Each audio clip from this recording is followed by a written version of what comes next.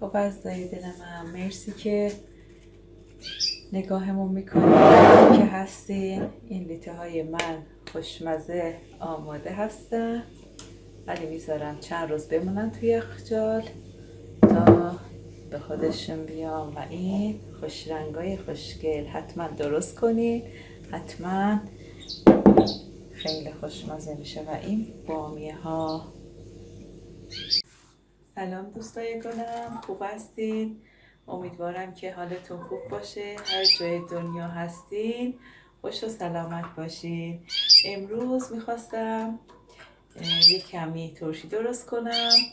کمی بامیه گرفتم، کمی گوجه، بادمجان و فلفل دو رنگ، قرمز و سبز. میخوام اینا رو کبابی کنم، بعد کنار شما عزیزان اینا رو با هم انجام بدیم. مرسی از لایکتون، از کامنتاتون. فعلا. خب عزیزای من بامیه رو قشنگ تمیز کردم، خراباشو جدا کردم، میذارم کنار، میبرم میشورم تا اینا بپزه. بعد این نوبت فلفلاست.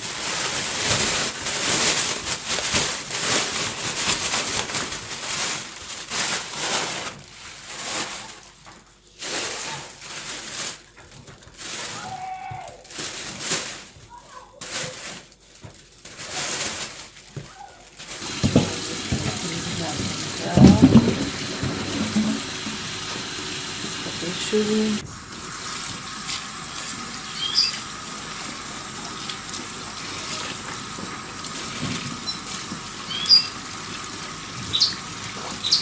آچسته رو من نمیتونم برای چی بزنم.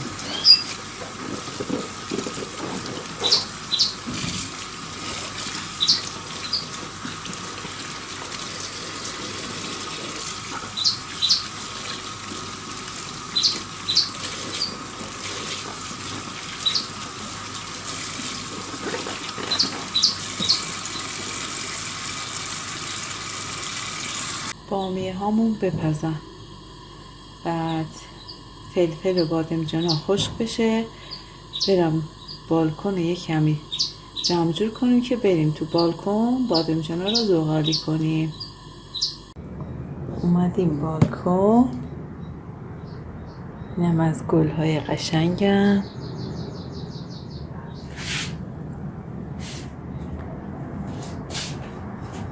هوا خیلی گرمه ولی دیگه چاره‌ای ندارم، باید بشینم اینجا کارمو انجام بدم. خب یکی سیخ بگیرم.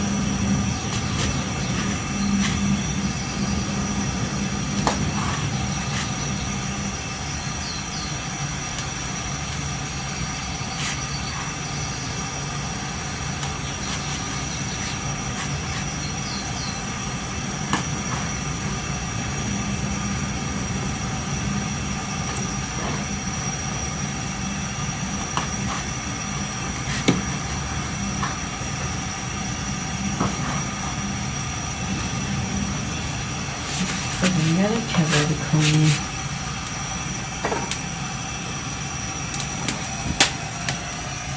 دوستای گلم اینا دارن کم کم کبابی میشن. من همشون اینجوری قشنگ کبابی میکنم.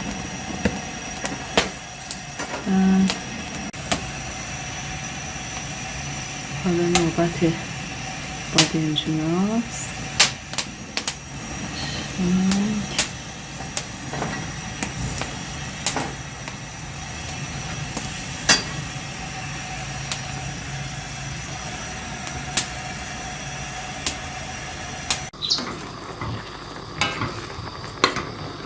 دیگه زیرشون خاموش میکنم.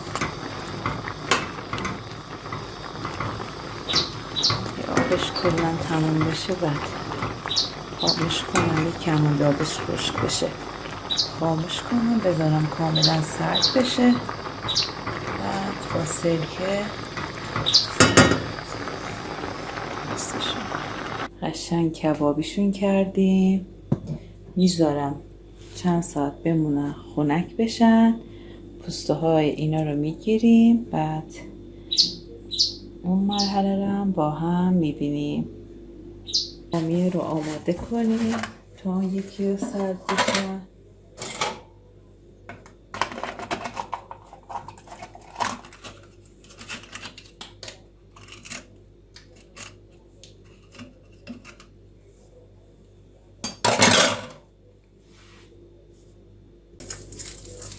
کمی نمک میریزم،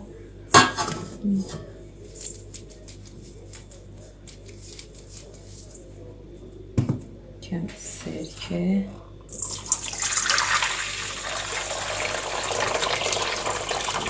دیگه من اصلا آب به این قاطی نمی کنم چون خراب میشن. اینا رو قشنگ قاطی میکنم.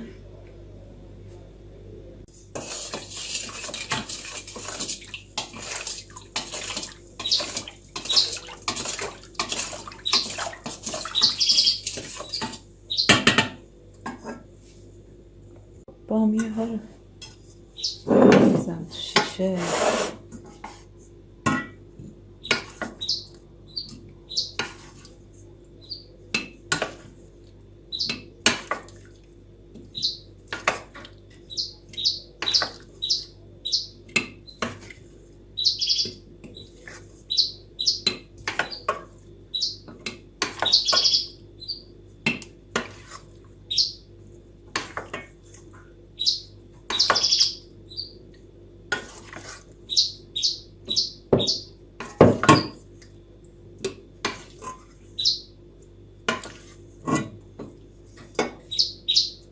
یه دونه فلفل تون میندازم، چند حبم سیر برای طعمش،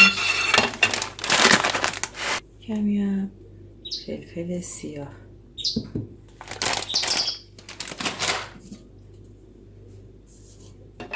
قشنگ سرکه رو میریزم.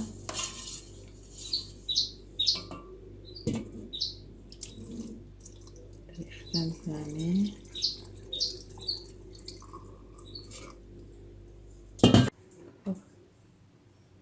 درش محکم.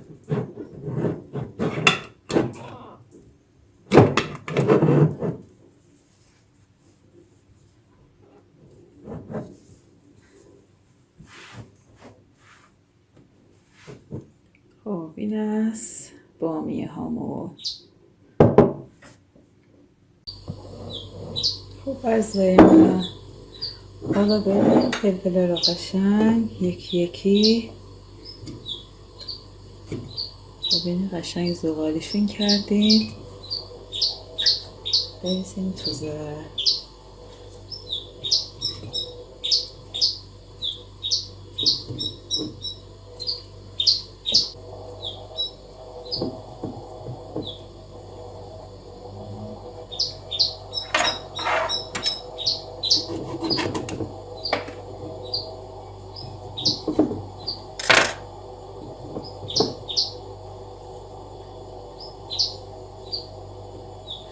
خیلی بوی خوبی داره.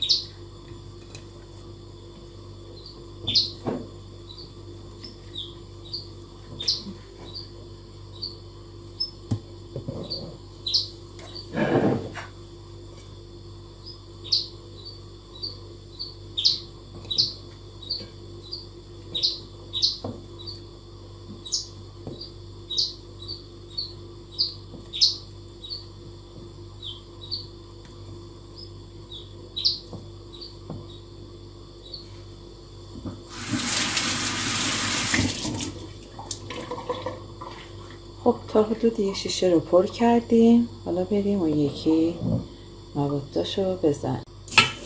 خب حالا نوبت سرکه و نمک اینه.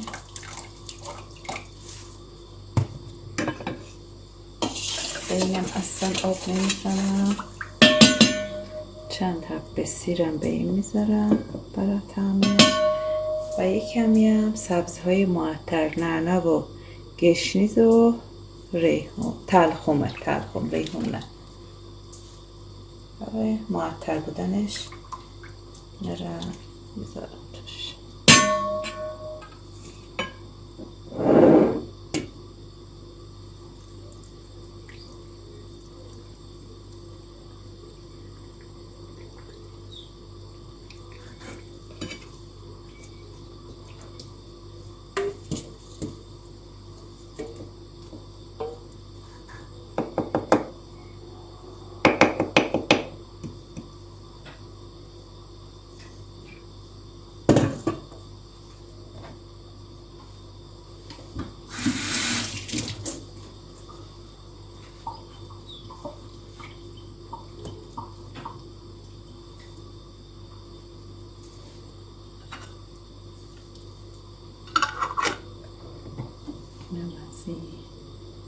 من قشنگ بوستای اینه رو میگیرم.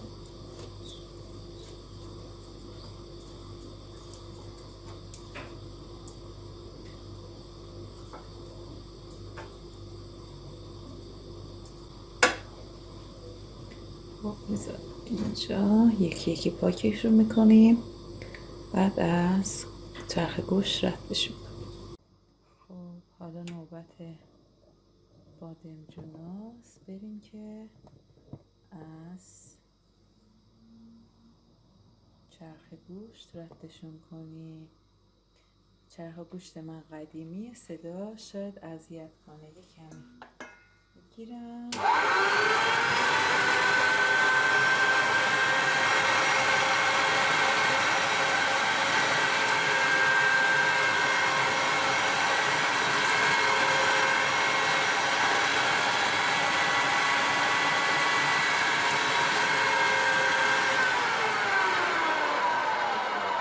دوستا صداش اگه اذیت کنه همشون رو من رد کنم، بعد فیلمامون رو ادامه سیرامه که همه سیرا رو یکی یکی بریزم.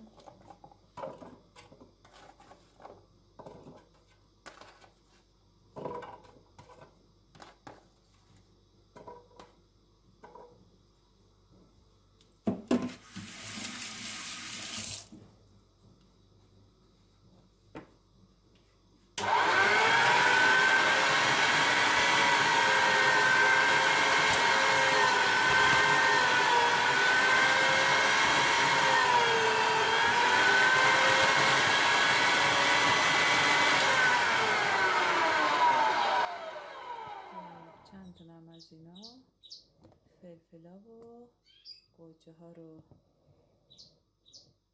از چرخ گوشت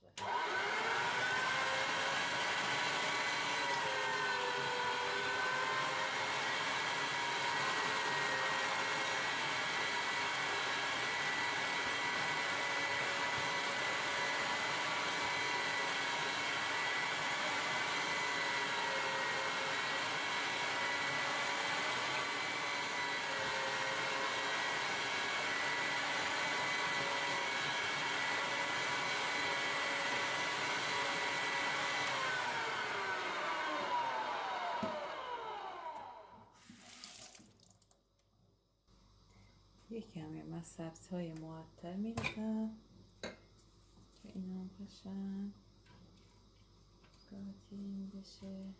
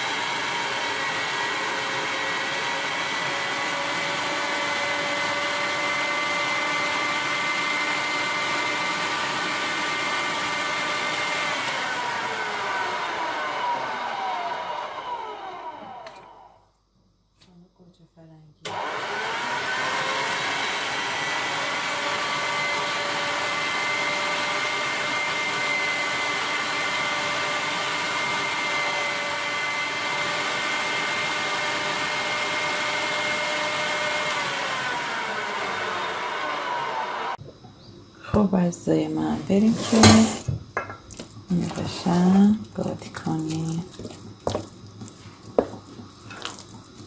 چه عطری، چه طعمی، به به، واقعا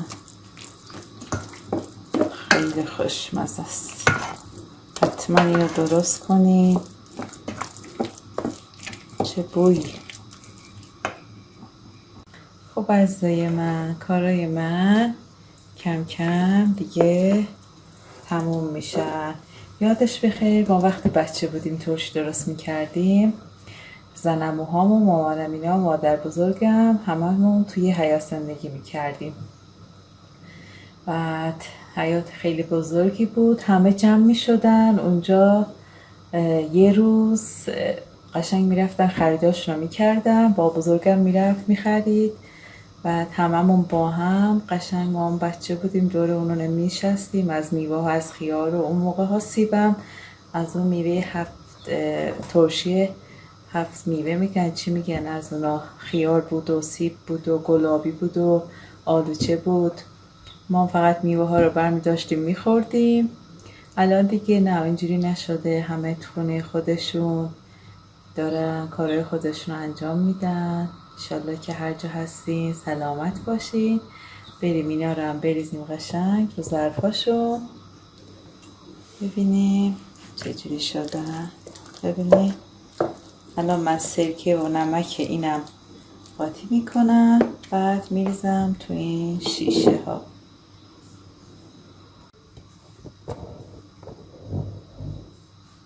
خب عزیزای من برای اینکه سرکه این یک کمی سبزی داشت، اینو حیف نکنم، حداقل اینو با این آبکش قاطی میکنم.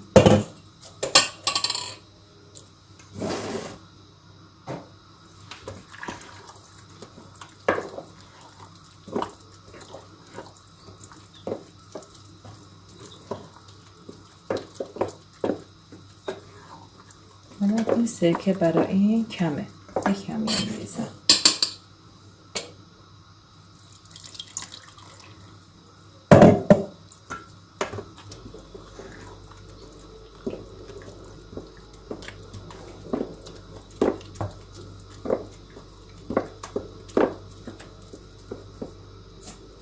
همشونو بریزم.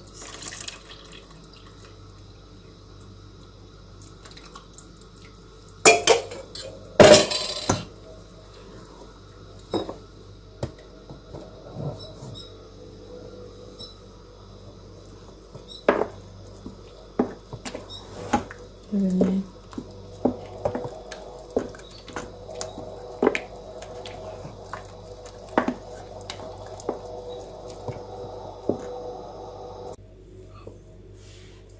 من یک کمی نعنا خشکم بهش اضافه میکنم. بعد سیاه دانم خیلی خوشمزش میکنه، یک کمی هم سیاه دانه ریختم توش، هم کنجد میریزم.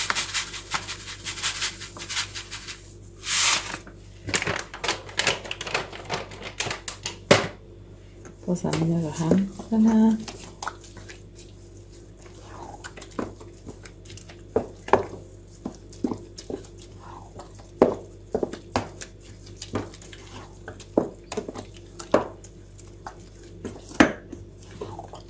کم به نمکش نگاه میکنم، اگه آره نمکش کمه، کم نمک بریزم.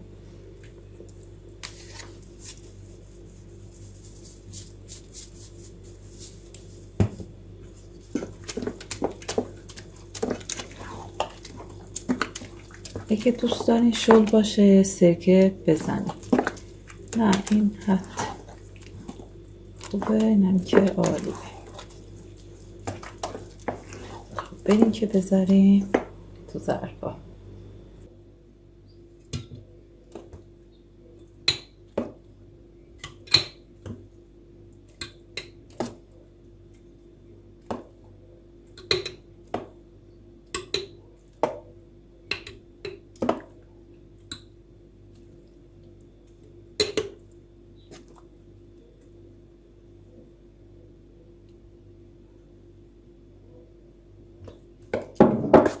بچه فکر کنم یه کمی هم سرکش کم، یه کمی هم سرکه بریزم.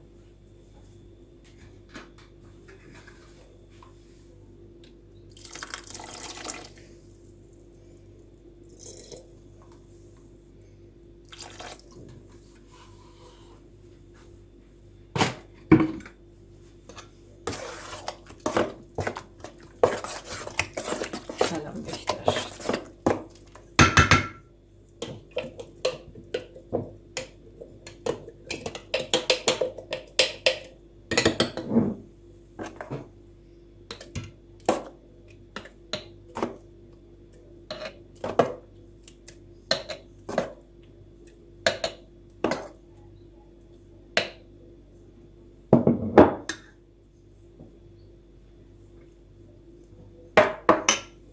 بچه یه چیزی یادم رفته.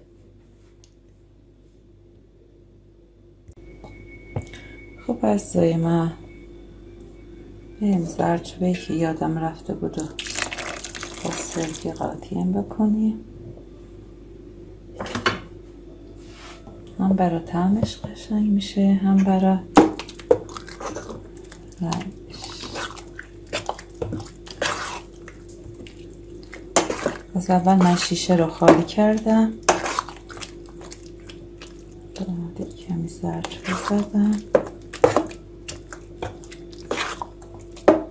الان میریزم تو شیشه.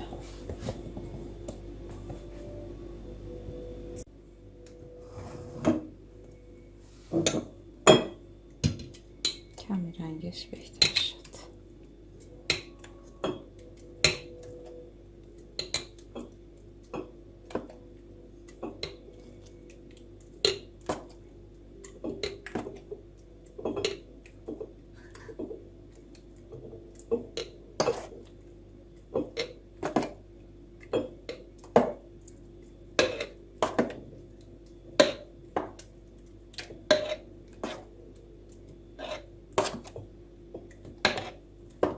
الان این آماده خوردنه. البته همشونه، ولی یه هفته میذارم قشنگ بمونن. زدم توی جای سرد.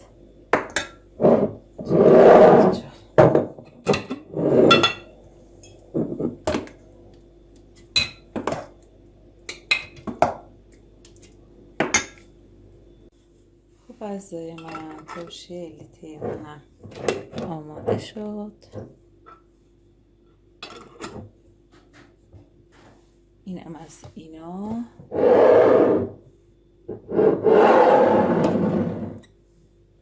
بعد کارام تموم شد. آقا بهرامم نمایان شد. عزیزای من یه کمی از اون سبزه معطرم جا مونده، اضافی شد. میخوام پهن کنم اینجا خشک بشن. یکم میاد فریزرشون کنم.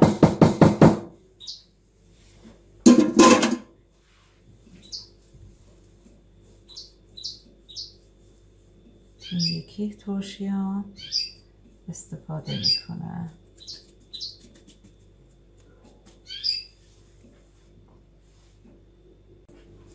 خب عزیزای دل من، مرسی که نگاهمون میکنید که هستین. این لیته های من خوشمزه آماده هستن، ولی میذارم چند روز بمونن توی یخچال تا به خودشون بیام. و این خوش رنگای خوشگل حتما درست کنید، حتما خیلی خوشمزه میشه. و این بامیه ها